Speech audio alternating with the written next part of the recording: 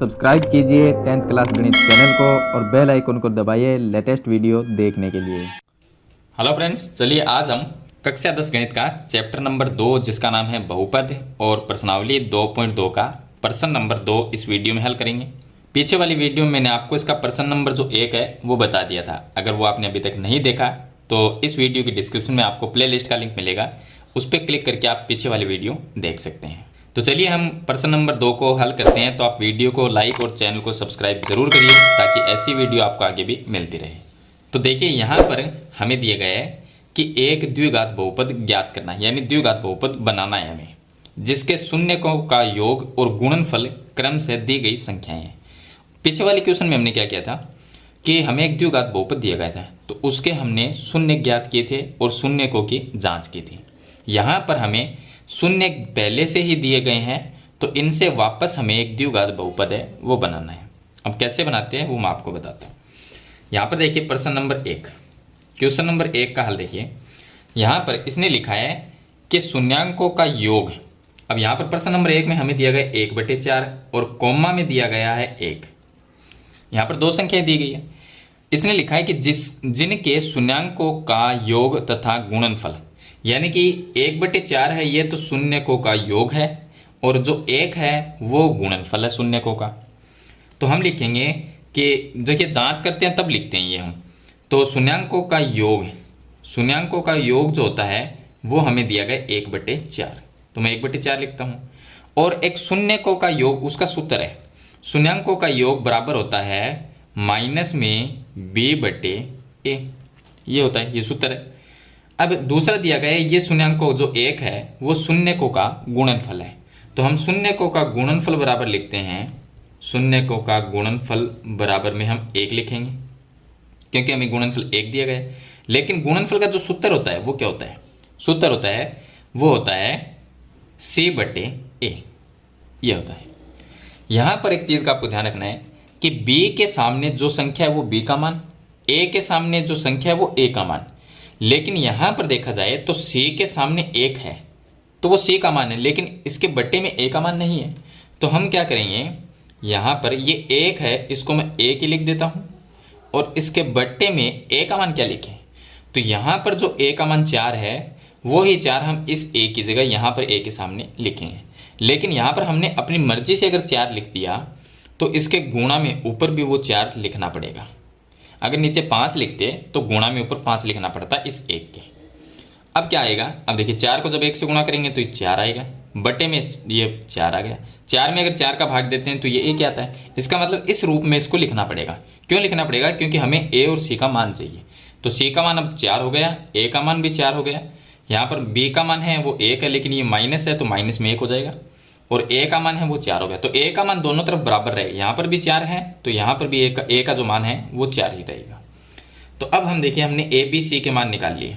हमारा जो बहुपद होता है वो मैं आपको बताता हूँ किस टाइप का होता है। बहुपद होता है ax² प्लस में bx प्लस में c, इस टाइप का हमारा बहुपद। ये एक व्यापक रूप है बहुपद का, द्विघात बहुपद का। तो a बराबर हम लिखेंगे, a का मान कितना है 4, यहाँ पर भी 4 है और यहाँ पर भी 4 है, तो a का मान 4 आ गया। चलिए b का मान कितना है? b के सामने 1 है लेकिन ये माइनस है तो -1 हो जाएगा, b का मान -1। और जो c है उसका मान आ जाएगा, ये c है तो इसके सामने 4 है तो c का मान आ गया 4। अब ये जो बहुपद है इसके अंदर हम a b और c का मान लिख देंगे तो एक बहुपद बन जाएगा। तो हमारा जो बहुपद है वो है ax² प्लस में bx और प्लस में c। a का मान 4 है तो ये 4 लिखेंगे तो 4x² आ जाएगा। b का मान माइनस में 1 है तो यहाँ पर माइनस में 1x आ जाएगा, और प्लस में c का जो मान है वो 4 है तो c का मान 4 आ जाएगा। अब 1 को लिखें या ना लिखें इससे कोई फर्क नहीं पड़ता, तो हम इसको इस तरह से लिख सकते हैं कि 4x² और माइनस में x और प्लस में 4, तो ये एक द्विघात बहुपद बन जाएगा। अगला जो सवाल है वो भी आपको इसी तरह से करना है। इसमें भी देखिए सेकंड जो क्वेश्चन है उसमें हमें शून्यांकों का योग दिया गया है, तो हम मान लेंगे कि माना द्विघात जो बहुपद है वो होगा ax² प्लस में bx और प्लस में c, इस रूप का होगा। अब इसको बनाने के लिए हमें a b c के मान निकालने होंगे। तो शून्यांकों का योग और शून्यांकों का गुणनफल दी गई संख्याएं हैं। तो हम लिखते हैं कि शून्यकों का योग, शून्यकों का योग, शून्यकों का योग का हो गया, क्या दिया गया है, अंडर रूट में 2, ये दिया गया है। और ये एक सूत्र होता है, शून्यांकों का योग बराबर में होता है माइनस में b बटे a। और दूसरा हम लिखते हैं शून्यांकों का गुणनफल। शून्यांकों का जो गुणनफल होता है वो हमें दिया गया है 1/3। तो यहाँ पर मैं 1/3 लिख देता हूँ। लेकिन गुणनफल का जो सूत्र होता है वो होता है c/a। अब c के सामने 1 है तो c का मान 1 हो गया, a के सामने 3 है तो a का मान 3 हो गया। लेकिन यहाँ पर क्या होगा, यहाँ पर b के सामने √2 है तो b का मान तो हो गया, लेकिन a का मान क्या होगा। तो हम क्या करेंगे, a का मान, यहाँ पर a का मान 3 है तो इसके बट्टे में भी हम 3 लिखेंगे। मैं आगे लिख देता हूँ, यहाँ पर ऊपर तो अंडर रूट 2 है और बट्टे में a का मान यहाँ पर 3 है तो यहाँ पर भी हमें 3 लिखना पड़ेगा। और 3 हमने नीचे लिखा तो 3 से इसको हम गुणा भी करेंगे। तो बराबर में 3 को √2 से गुणा करेंगे तो 3 अंडर रूट 2 आ जाएगा। बट्टे में ये जो 3 है वो बट्टे में आ जाएगा। तो अब देखिए b के सामने 3 अंडर रूट 2 हो गया तो ये b का मान, a के सामने 3 है, यहाँ पर भी a का मान 3 है और c का मान 1 है। अब हम a b c का मान निकाल लेते हैं। तो a का मान तो आ गया 3, b का जो मान है, देखिए ये b है, इसके सामने 3 अंडर रूट 2 है, लेकिन b माइनस में होता है तो इसका मतलब ये माइनस में होगा, माइनस में 3 अंडर रूट 2।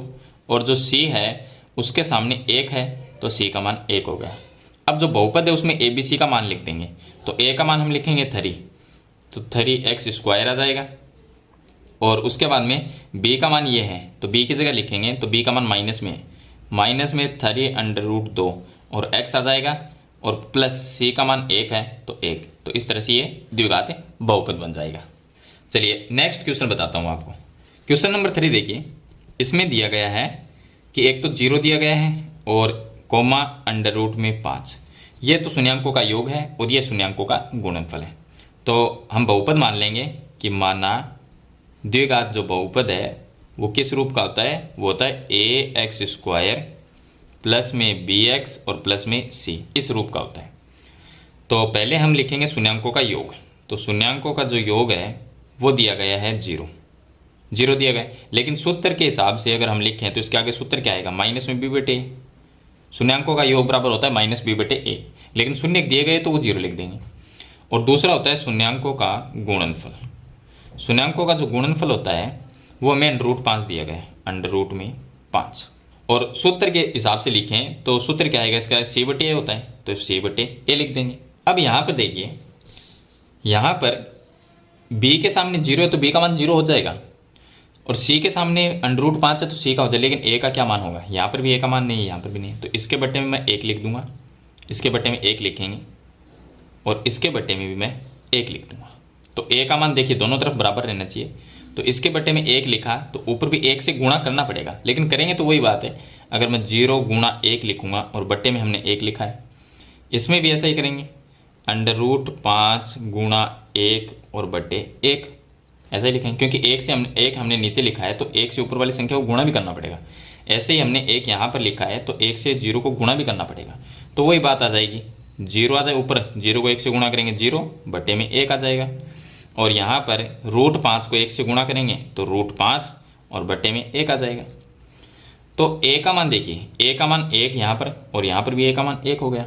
तो a बराबर तो हम लिखेंगे 1 और b का जो मान है, b के सामने देखिए ये b है, इसके सामने 0 है, लेकिन b माइनस में होता है तो -0 लिखें या +0 लिखें उससे कोई फर्क नहीं पड़ता, 0 ही होता है। और c का जो मान है, c के सामने अंडर रूट में 5 है तो c का मान हो गया अंडर रूट 5। अब a b c का मान इस बहुपद में रखेंगे तो a का मान मैं 1 रखूँगा a की जगह तो 1x² आएगा तो उसको x² ही लिख सकते हैं। और b का मान मैं यहाँ पर 0 लिखता हूँ तो 0 को x से गुणा करेंगे तो प्लस में 0 गुणा x ये आ जाएगा। और प्लस c का जो मान रखेंगे वो अंडर रूट में 5 रखेंगे, ये रखेंगे। अब इसको हम ऐसा लिख सकते हैं कि x² और 0 को x से गुणा करूँगा ये पूरा पद 0 हो जाएगा तो 0 लिखने का कोई मतलब नहीं है, तो प्लस में रह जाएगा अंडर रूट में 5। तो ये एक द्विघात बहुपद आ जाएगा। चलिए अगला सवाल हल करते हैं। क्वेश्चन नंबर इसका 4। क्वेश्चन नंबर 4 में हमें दिया गया है 1 और 1, 1,1 ये दिए गए। यानी कि शून्यांकों का योग और गुणनफल दी गई संख्या है। तो यहाँ पर हम मान लेते हैं कि माना बहुपद जो है, बहुपद है वो ए एक्स स्क्वायर प्लस में बी एक्स प्लस में सी के रूप का होता है। तो यहाँ पर शून्यांकों का जो योग है वो हमें दिया गया है 1, बराबर में क्या होता है माइनस बी बटे ए। शून्यांकों का योग बराबर माइनस बी बटे ए होता है सूत्र से, और जो योग दिया गया है वो 1 दिया गया है। और दूसरा होता है शून्यांकों का गुणनफल। शून्यांकों का जो गुणनफल है वो भी 1 दिया गया है, तो इसके बराबर में सूत्र होता है सी बटे ए।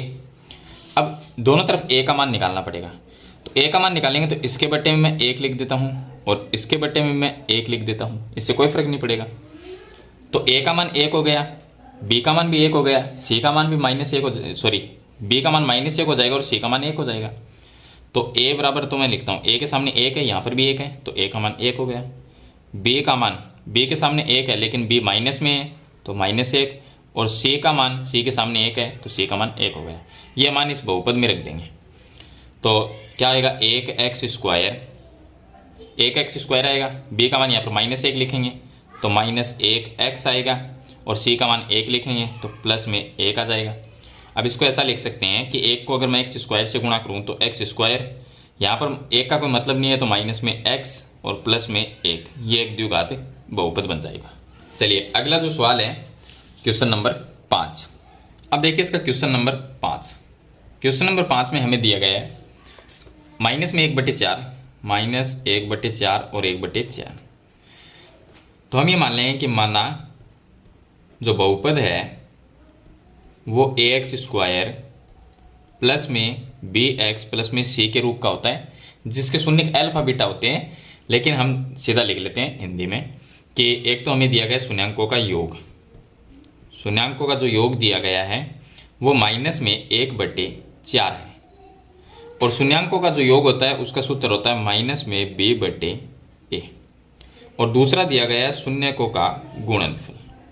शून्यकों का जो गुणनफल होता है वो हमें दिया गया 1/4 दिया गया, 1/4। तो गुणनफल बराबर क्या होता है c बटे ए, ये होता है। अब a का मान क्या आएगा, तो देखिए a का मान यहाँ पर भी 4 है और a का मान यहाँ पर भी 4 है, तो a का मान 4 आ गया है। और जो b है उसका मान क्या है, देखिए माइनस माइनस कट जाएगा तो b का मान 1 हो जाएगा, तो b का मान 1 आ जाएगा। और c का मान है, c के सामने 1 है तो c का मान भी 1 आएगा। अब इसके अंदर a b c का मान रख देंगे तो बहुपद बन जाएगा। तो a का मान रखेंगे 4 तो 4x स्क्वायर, b का मान 1 रखेंगे तो प्लस में 1x, और c का मान भी 1 रखेंगे तो प्लस में 1। तो इसको ऐसा लिख सकते हैं कि 4x स्क्वायर, 1x को x लिख सकते हैं तो ये हो गया x प्लस 1, ये एक द्विघात बहुपद बन जाएगा। चलिए अगला क्वेश्चन बताता हूँ, लास्ट है क्वेश्चन नंबर 6। क्वेश्चन नंबर 6 में हमें दिया गया है 4 और 1, 4,1। यहाँ पर जो हमारा बहुपद होगा, माना बहुपद ax square plus bx plus c, ये एक बहुपद होगा जिसका व्यापक रूप होता है बहुपद का। तो शून्यांकों का योग, शून्यांकों का योग हमें दिया गया है 4, और सूत्र के हिसाब से हम लिखें तो शून्यांकों का योग होता है माइनस में b बटे ए। और शून्यांकों का गुणनफल, शून्यांकों का जो गुणनफल होता है वो हमें दिया गया है 1, और बराबर में सूत्र होता है c बटे ए, ये होता है। अब इसको हल करते हैं तो देखिए a का मान यहाँ पर भी इसके बट्टे में कुछ नहीं है और इसके बट्टे में भी कुछ नहीं है, तो a का सामने a का मान तो होना चाहिए। तो a का मान हम क्या लिख देंगे, 1 लिख देंगे। यहाँ पर भी 1 लिखेंगे और यहाँ पर भी 1 लिखेंगे, तो यहाँ पर भी मैं 1 लिख देता हूँ और इसके बट्टे में मैं 1 लिख देता हूँ, क्योंकि 1 का भाग 4 में देंगे तो 4 ही रहेगा, 1 का भाग 1 में देंगे तो 1 ही रहेगा, तो इससे कोई फर्क नहीं पड़ेगा। अब जो संख्या हम नीचे लिखते हैं उसको हमें ऊपर भी गुणा करना पड़ता है। तो मैं 1 अगर मैंने नीचे लिखा तो 4 से भी मैं 1 को गुणा करूँगा तो 4 ही रहेगा। यहाँ पर 1 मैंने नीचे लिखा तो ऊपर भी गुणा में 1 लिखूंगा और दोनों को गुणा करूँगा तो वापस 1 आएगा। आप लिखने के लिए यहाँ पर लिख सकते हैं आप।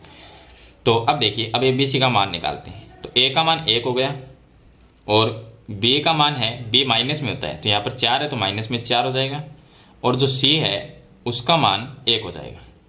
तो बहुपद क्या बनेगा, ABC का मान रख देते हैं।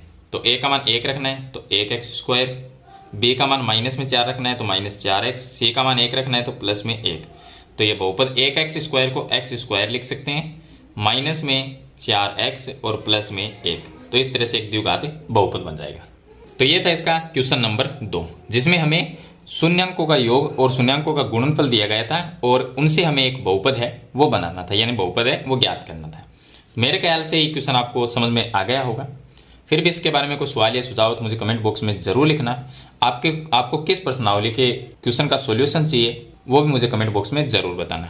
तो आज की वीडियो में इतना ही, मिलते हैं एक नई वीडियो के साथ, तब तक के लिए थैंक यू।